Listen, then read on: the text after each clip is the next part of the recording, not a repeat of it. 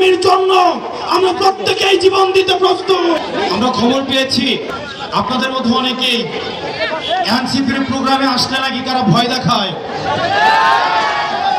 এনসিপির প্রোগ্রামে যদি আসেন, এনসিপিতে যদি যোগ দেন, তাহলে নাকি আপনাদেরকে বলা হয় কি লাভ, কয়দিন পর তো আমরাই সরকারে আসব।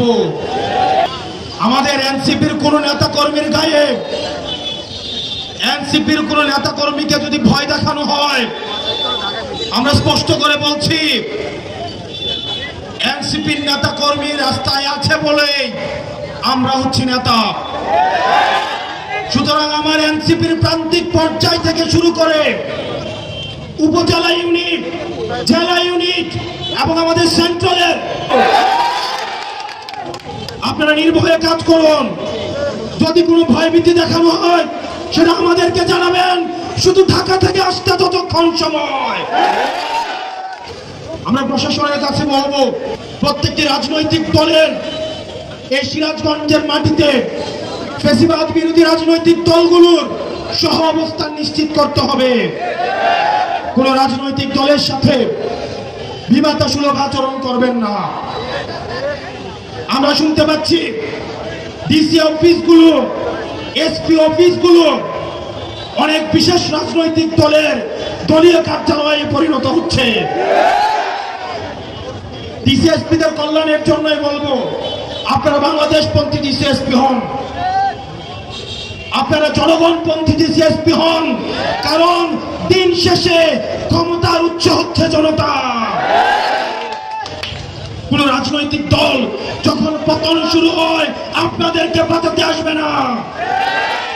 দিল্লি থেকে মাদার অফ টেরর এখন আপনাদেরকে বাঁচাইতে আসে না।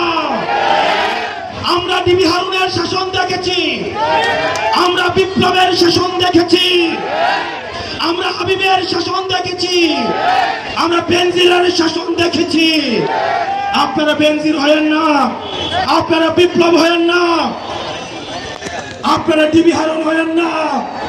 কারণ আবাবিল পাখির মতো একটা না একটা নাহিদ সার্জিস আবার রাস্তায় নেমে আসবে।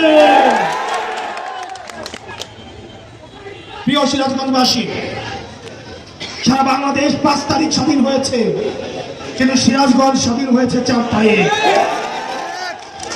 এই সংস্কার কার্যক্রম অব্যাহত রাখার ক্ষেত্রে আপনাদের ড্রাইভার রয়েছে।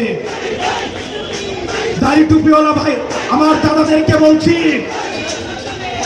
আপনারা বিগত রাজনীতিবিদদের দেখেছেন প্রতিশ্রুতির ফুলছড়ি।